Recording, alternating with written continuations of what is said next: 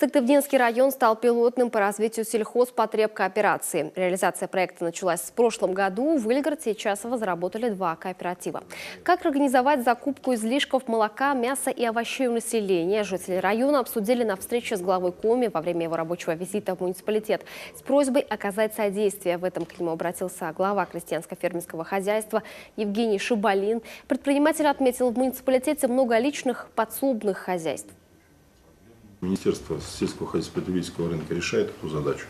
И я больше чем уверен, что наши субсидии в большей степени будут нацелены и увязаны в решении этого вопроса, чтобы те, кого мы субсидируем, они в том числе прикрепляли к себе дополнительно определенный ореол жителей местности, те, которые в принципе в их предприятия могут, как в дополнительный кооператив, сдавать соответствующие излишки и получать соответствующую адекватную цену.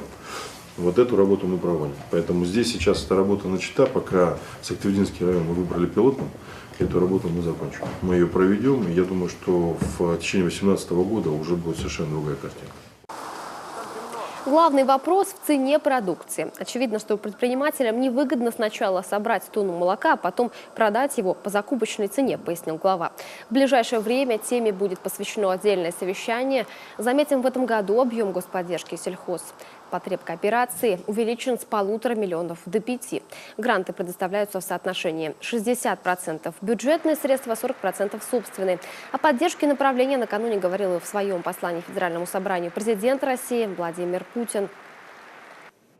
Хочу подчеркнуть, развитие АПК, безусловно, во многом связано с крупным товарным производством. Но это не должно идти в ущерб интересам малых хозяйств, людей, которые в них работают.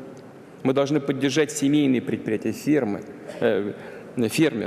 Будем развивать сельхозкооперацию, создавать условия для роста доходов жителей сельских территорий. Но то тут, то там, мы же видим, я это знаю, вспыхивают какие-то проблемы, связанные с интересами людей и с тем, что задевают эти интересы. Нужно самым внимательным образом к этому относиться.